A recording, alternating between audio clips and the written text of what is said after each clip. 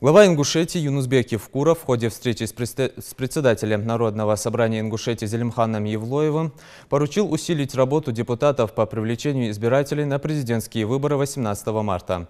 По словам главы региона, ингушский народ должен понимать, что у него есть своя государственность.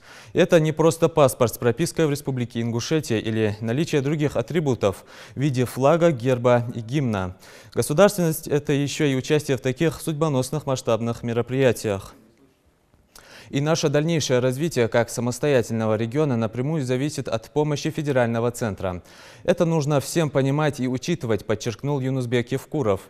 По его словам, на этой неделе депутаты должны активизировать работу в своих муниципальных образованиях, в том числе с семьями, друзьями, тейпами и коллективами, которые стоят за каждым из нас.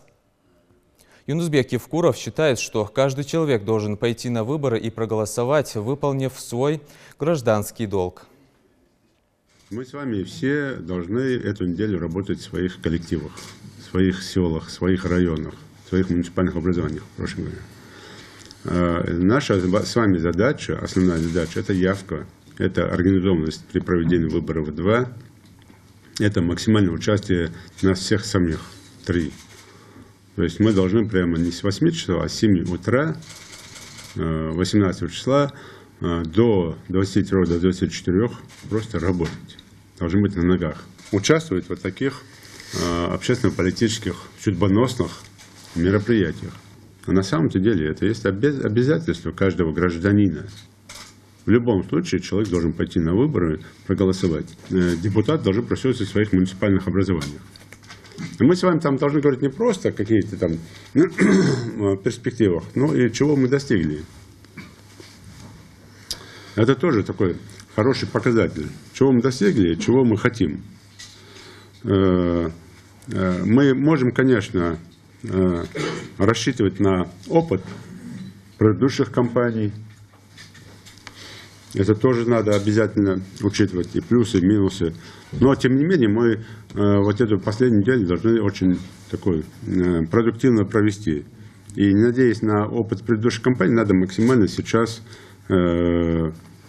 работу эту провести. Ну и, конечно, оценивать эффективность работы с избирателями. Сама прозрачность выборов там, или честность, нечестность, мы это не обсуждаем. Даже это не обсуждается. И понятное дело, что и избирком республики, там, и наблюдатели от политических партий, там, или другие наблюдатели, все это будут отслеживать.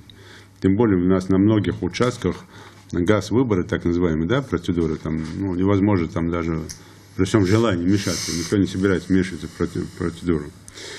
Но при этом прозрачность и соблюдение процедур выборов, конечно, максимально должно быть. Мы здесь тоже надо поработать. Опять же, избиратели должны понимать, что зависит от этих выборов.